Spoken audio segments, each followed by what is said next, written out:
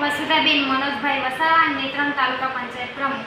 ગત તારીખ 1/8/2024 રોજ શેરખાન પઠાણ કોંગ્રેસના આગેવાન અને એમની ટીમ તાલુકા પંચાયત નેત્રંગની અંદર આવી ખૂબ મોટા પાયે બૂમાબૂમ કરી આક્ષેપો લગાવી રહ્યા હતા કે બહુ મોટો ભ્રષ્ટાચાર થઈ રહ્યો છે.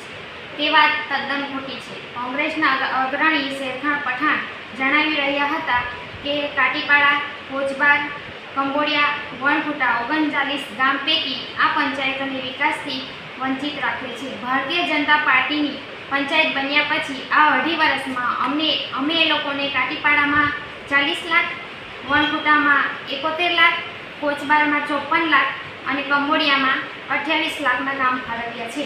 ખોટી વાતો કરીને આદિવાસી લોકોને ગુમરાહ કરે છે અને વિકાસથી વંચિત રાખવા માંગે છે. રાજકીય રીતે પોતાના એ લોકો રોટલા શેકી રહ્યા છે. ભારતીય જનતા પાર્ટીને લોકો બદનામ કરી રહ્યા છે.